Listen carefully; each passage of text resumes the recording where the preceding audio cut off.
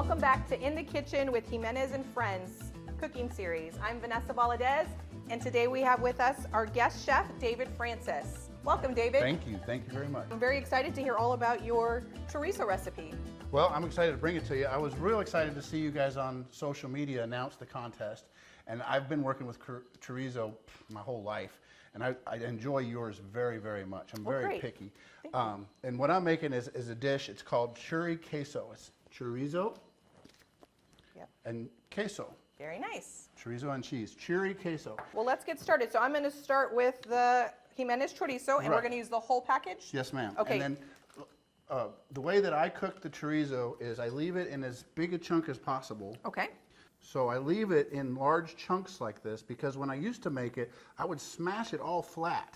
Okay. And it would kind of dry out before it had a chance to brown. So by doing it this way, you're holding a lot of moisture on the inside while allowing the outside to brown. It's called a Maillard reaction, and it affects the sugars and the amino acids and everything, and that brings out a whole new layer of flavor that's already there, ready to be made if you just apply the right amount of heat. What I do when this is done, it's browned, then I smash it to break it into crumbles so it'll go throughout the cheese.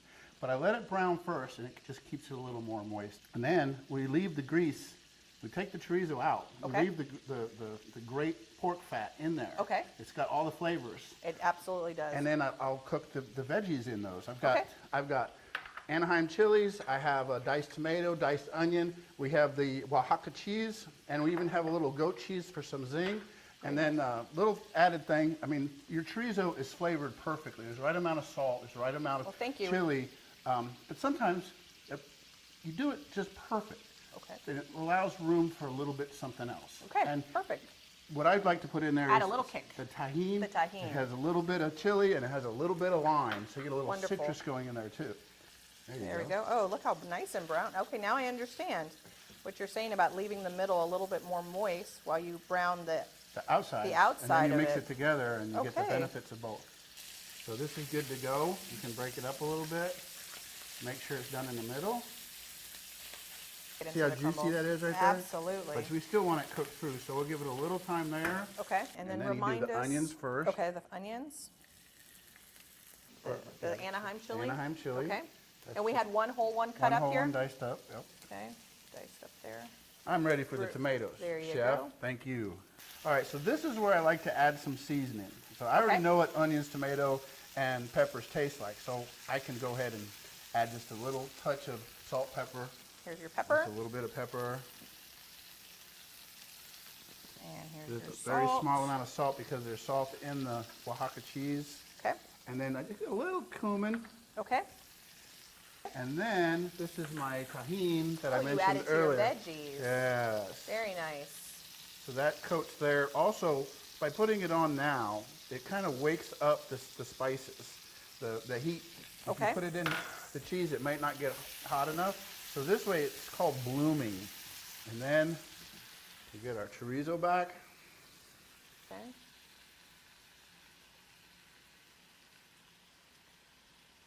Adding all that flavor back in. All that flavor back in there. I'm going to go ahead and put this goat cheese in now. Okay.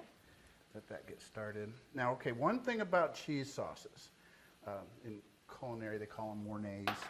We don't want to cook this too much more. We just want to melt the cheese. Okay. And then we add the Oaxaca cheese. And this is a pound of Oaxaca cheese, correct? Right.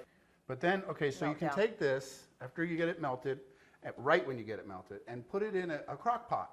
Okay. And you can keep it hot, during the whole day. Like I said, you can make fancy dinner with this, with the chile relleno, or you can just use it with chips and salsa. This is a very, very thick cheese sauce. If you wanted to, you could add some milk or some cream, thin it down just a little bit to make it more pourable. And a good chef always tastes. Okay. So take that.